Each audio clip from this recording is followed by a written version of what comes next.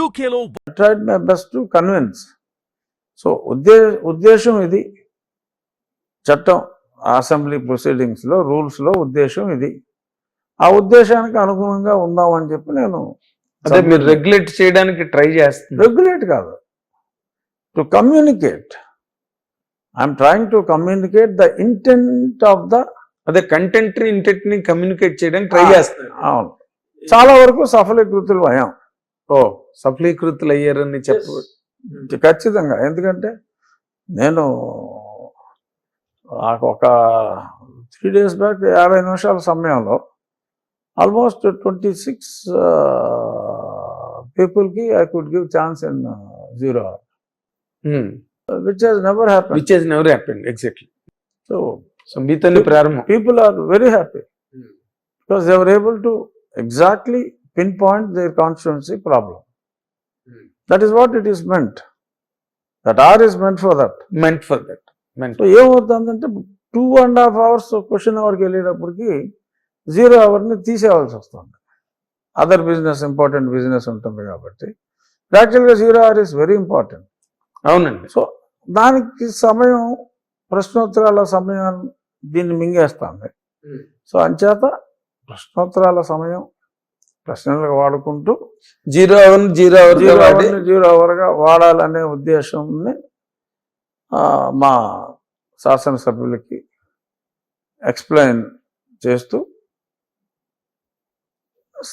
People are, మా సభ్యులందరూ కొంతమంది చాలా అసౌకర్యాన్ని మనం చూసే, అంటే అసౌకర్యం కొంచెం ఉన్నా కూడా సోషల్ మీడియాలో ఎగ్జాగరేట్ చేసేస్తారు. నేను మృదువుగా చెప్పిన ఎమ్మెల్యేలపై కోప్పడ్డ డిప్యూటీ స్పీకర్ అంటున్నారు. అవతల వాళ్ళు కొంచెం అసౌకర్యం ఫీల్ అయితే డిప్యూటీ స్పీకర్పై అసహనం ప్రదర్శించిన ఎమ్మెల్యేలని సాక్షిలో వస్తుంది. సో అలా తప్పదు. ఎందుకంటే స్పీకర్ గారి ఇంటెన్షన్ అయినా నా ఇంటెన్షన్ అయినా ఇట్స్ వెరీ క్లియర్. ప్రతి వారికి అవకాశం రావాలి. ఎప్పుడు మాట్లాడే వాళ్ళే కాదు, ప్రతి శాసనసభ్యుడికి అవకాశం ఇవ్వాలి, మ్యాక్సిమం పీపుల్కి అవకాశం రావాలి అనేదే మా బెస్ట్ ఇంటెన్షన్. గౌరవనీయులైన సభాపతి గారి ఇంటెన్షన్ అయినా నా ఇంటెన్షన్ అయినా. అంటే you are concerned about the whole house కదా. Whole house, yes. I wanted, not about a single I party. wanted the opportunity to be given to each and every. So almost 11 మంది రాలేదు. మిగిలిన 164లో we could cover though limited number of days. Around 134 people have got chance to speak. Very big tall అండి, very big tall.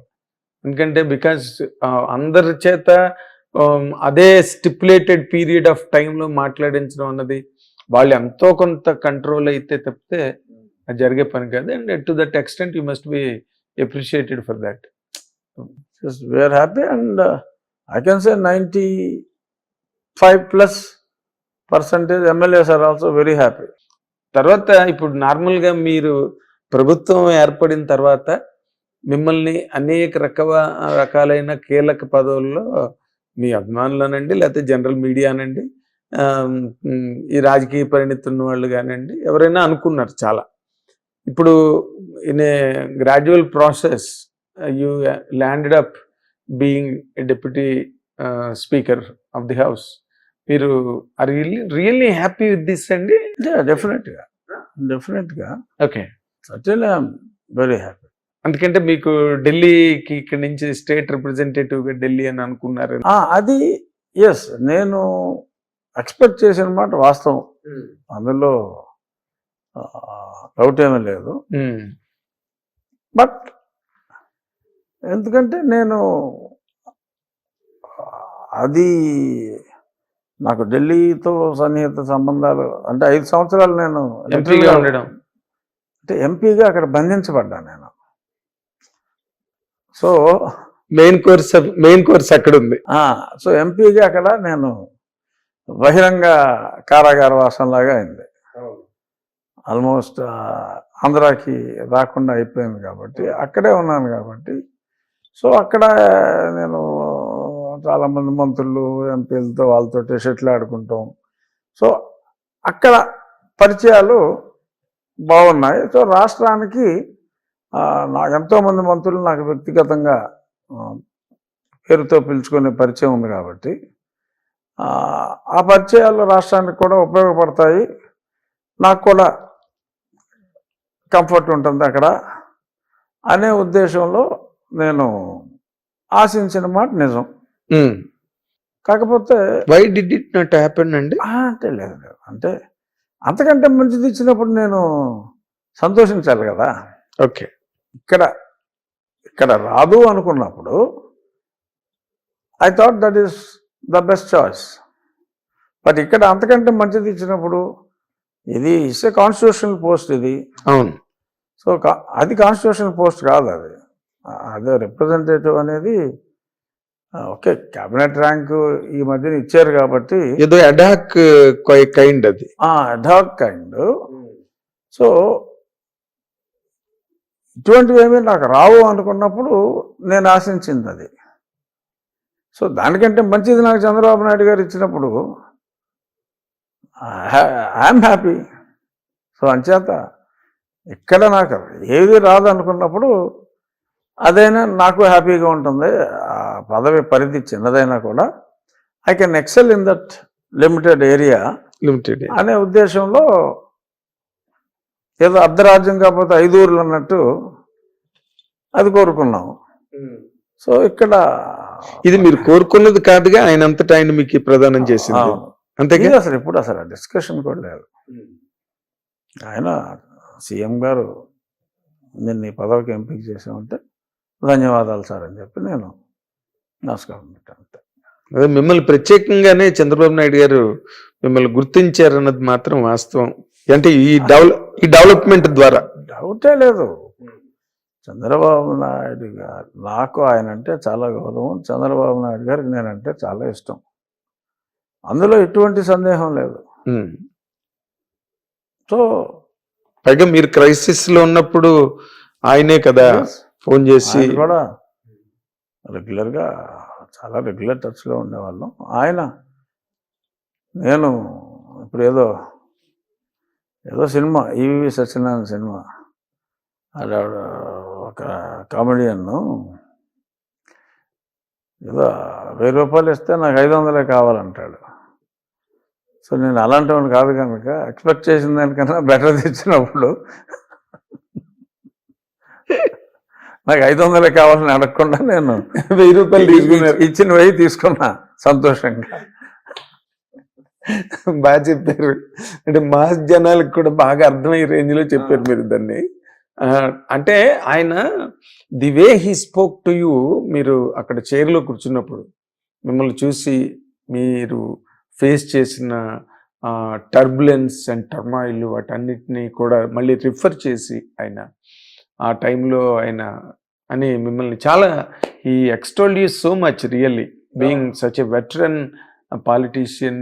ఆయన పవన్ కళ్యాణ్ గారు and Lokesh గారు, విష్ణు కుమార్ రాజు గారు అందరూ కూడా స్పోక్. ముఖ్యంగా నేను చంద్రబాబు నాయుడు గారిని ఎందుకు రిఫర్ చేశానంటే, మీరు ఇందాక చెప్పినట్టుగా ఆయన ప్రత్యేకంగా మిమ్మల్ని గుర్తుపెట్టుకుని ఆ పార్టీ నుంచి పార్టీకి వచ్చి ఇక్కడ గెలిచి చేసినందుకు మిమ్మల్ని రికగ్నైజ్ చేసి బాగా మిమ్మల్ని డ్యూ ఇంపార్టెన్స్ మీకు ఇచ్చినట్టు ఫీల్ అయ్యారా మీరు? డెఫినెట్గా. అయినప్పుడు ఆయన అన్న మాటలు ఎంత గొప్ప మాటలు అన్నది people have discussed it has come in to A wider discussion. ఎలాగంటే మీ గురించి చెప్పి, మీరు ఫేస్ చేసిన టర్మాయిల్ గురించి చెప్పి, అండ్ ఆ సీట్లో అది దానికి తోడు మా స్పీకర్ గారు నాకు సన్నిహితుడు అవడం, ఎప్పటి నుంచో మాకు స్నేహం ఉంది. నాకు ఎక్కువ అవకాశం కూడా ప్రతిరోజు 2-3 hours నాకు హౌస్ కండక్ట్ చేయడానికి every day he has given me chance. లిటరల్గా 8 రోజులు నాకు పదవి ఇచ్చిన తర్వాత అదే యూ కంటిన్యూస్లీ అటెండెడ్ అండి every day he give me the chance to. 2 రోజులు క్వశ్చన్ అవర్ 0 hour కూడా నేనే హ్యాండిల్ చేశాను. So he has given me great chance to conduct the house. So that way, ఇచ్చిన పదవి మంచిదైనా దానికి మించి కూడా మా స్పీకర్ గారు నాకు ఫెసిలిటేట్ చేశారు కదా. So that is important. సౌకర్యం కల్పించారు. అంటే మెంటల్ గా you have your own place role to play. అలా ఊరికే ఏదో డిప్యూటీ స్పీకర్ అంటే ఏదో బొమ్మలాగా కాకుండా they made you real one అక్కడ కూర్చోబెట్టి చేశారు. అంటే ఆయన కూడా మీ గురించి చాలా గొప్పగా చెప్పారు కదా. ఆయనకి ఇంట్రడక్షన్ అక్కర్లేదు, రచ్చబండ ద్వారా మొత్తం ప్రజానీక అందరికీ ఆయన పరిచయం అయిన మనిషి అని. అంటే nobody has minced words about you. ఉన్నది ఉన్నట్టుగా మనసులో ఉన్న ఆలోచనలు అన్నీ కూడా అభినందనల రూపంలో అందరూ బయట పెట్టేశారండి. ఎక్కడ nobody has really concealed anything. దాంట్లో that was the best part of that. అంటే ఏ డిప్యూటీ స్పీకర్కైనా మనస్ఫూర్తిగా మాట్లాడినట్టు అందరూ అది ప్రస్ఫుటంగా అందరికీ అర్థమైంది. ఎగ్జాక్ట్లీ. మీరు కూడా రేపటి నుంచి నా కష్టాలను గుర్తించి ఇవాళే నాకు మాట్లాడడానికి అవకాశం ఇచ్చిన స్పీకర్ గారికి నేను నా ధన్యవాదాలని చెప్పి మీరు ఉపన్యాసం ప్రారంభించడం. Everybody has enjoyed your presence, your role, your existence there in assembly. యాక్చువల్గా deputy speaker if there is any important topic ఉన్నప్పుడు deputy speaker can't speak, but deputy speaker can make a request and he can speak. But రెగ్యులర్గా మాట్లాడితే బాగోదు. Yes, ఏదైనా very important issue మీద మాట్లాడాలి అనుకున్నప్పుడు అప్పుడు నేను చైర్ మీద లేకపోతే నేను స్పీకర్ గారిని రిక్వెస్ట్ చేసి మాట్లాడవచ్చు. మాట్లాడకూడదని లేదు, కానీ నార్మల్గా మాట్లాడరు. ఇన్ రేర్ సర్కమ్స్టాన్సెస్లో అవసరమైనప్పుడు it's not disallowed. But speaker can speak, but deputy speaker can speak. ఈ మాట correct. It is not disallowed అన్నారే, that's a very very valuable term. మంచి మాట అన్నారు. మీరు కూడా చాలా ఇమోషనల్ అయ్యారు రాజుగారు. డెఫినెట్గా. అంత ఇమోషనల్ గా మీరు అవడానికి అసలు what has really triggered with in you అండి? అంటే అసలు ఒకటి అంతసేపు అందరూ వాళ్ళు మాట్లాడటం, అందులోనూ నేను ఇది అసలు ఎక్స్పెక్ట్ చేయలే. ఏది ఈ డెవలప్మెంట్? అసలు అసెంబ్లీ స్టార్ట్ అయింది, అంతా నార్మల్గానే ఉంది. అసలు నేను not even 0.1% idea. No hint, nothing. సడన్గా సీఎం గారు పిలిచి సీఎం గారు రమ్మన్నారు. అయితే ఎన్డీఏ అభ్యర్థిగా మిమ్మల్ని ప్రపోజ్ చేస్తున్నామని చెప్పి ఆయన చెప్పడం జరిగింది. సో మీకు ఎక్కడ ఏమాత్రం ఉప్పు అందకుండానే it is only sudden moment. Okay. So but మీరు ఇమోషనల్. ఆయన పవన్ కళ్యాణ్ గారు మాట్లాడుకుని ఉంటారు బీజేపీతో, ఆఫ్ కోర్స్. బట్ నాకు ఎన్డీఏ అభ్యర్థిగా రాజుగారు మిమ్మల్ని ఎంపిక చేశాం. బట్ ఇన్ జనరల్గా నేను ఇంకొక మాట కూడా మీ ముందుకు తీసుకురావాలి. It is not really irrelevant కాదండి. మీ మొదటి నుంచి మిమ్మల్ని, సరే మీరు ఢిల్లీ రిప్రజెంటేటివ్గా ఏదో మీరు అనుకున్నారు, చాలామంది అనుకున్నారు మీరు చెప్పిన దాని ప్రకారం. బట్ మీరు అందరూ మీరు టీటీడీ బోర్డు చైర్మన్ అవుతారని ఎక్స్పెక్ట్ చేశారు. ఈ రోజున బిఆర్ నాయుడు గారు అయ్యారు. దాని మీద మీ తాలూకా ఒపీనియన్ ఏంటి? ఎందుకంటే ఐఎమ్ ఎక్స్ట్రీమ్లీ హ్యాపీ మా బిఆర్ నాయుడు గారికి వచ్చినందుకు. ఎందుకంటే నేను అంతే డిజర్వ్ అని అనుకున్నాను, నాయుడు గారు కూడా అంతే deserved for any good post. నేను చెప్పేది ఎందుకంటే జగన్మోహన్ రెడ్డి ఎంతమంది మీద ఎన్ని కేసులు పెట్టినా నా ప్రభుత్వాన్ని కూల్చడానికి కుట్ర చేస్తున్నారని A1గా నన్ను, A2గా ఆయన్ని, A3గా ఆంధ్రజ్యోతి పెట్టడం జరిగింది. సో ఎవరి మీద ఎన్ని కేసులు పెట్టినా ప్రజల్లో నాకు యాంటీ తీసుకొచ్చి నా ప్రభుత్వాన్ని